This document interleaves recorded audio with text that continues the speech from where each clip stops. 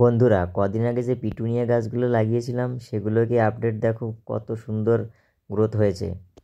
যেগুলো আমার থামপটে ছিল 4 ইঞ্চিতে দিয়েছিলাম সেই গাছগুলোকে এই দেখো, এগুলোকে আমি আজকে একটা খাবার দিচ্ছি, লিকুইড খাবার।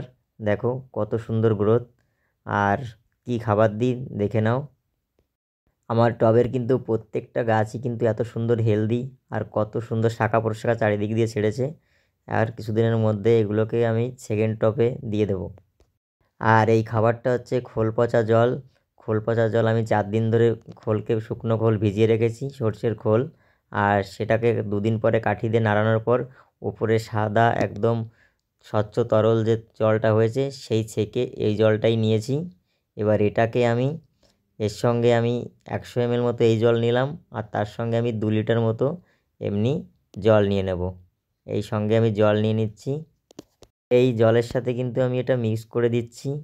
দেখো একসঙ্গে ভালো করে কাঠি দিয়ে বা এটার সঙ্গে ভালো করে মিক্সড করে একদম পাতলা করে গাছের গোড়ায় দিয়ে দেব। আস্তে আস্তে টবের কিনারা বরাবর কিন্তু আমি দেব।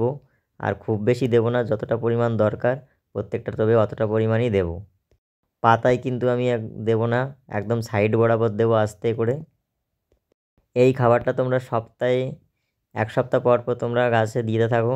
দেখো খুব সুন্দর গ্রোথ হবে। এর পরবর্তী ভিডিও এগুলোকে আমি সেকেন্ড পটে দেব, সেই ভিডিও তোমরা দেখতে থাকো। আর এত সুন্দর সুন্দর ইনফরমেটিভ ভিডিও যদি পেতে চাও অবশ্যই আমার চ্যানেলটাকে একটু সাবস্ক্রাইব করে লাইক কমেন্ট করে শেয়ার করে পাশে থাকবে। ধন্যবাদ সবাইকে। পরবর্তী আপডেট খুব শীঘ্রই আসবে। আর শীতের একটা জনপ্রিয় ফুল এটা পিটুনিয়া, সবাই করো। একদম আলোক হয়ে থাকে বাগান, আর খুব দীর্ঘমেয়াদী ফুল, এটা খুব ভালো লাগে।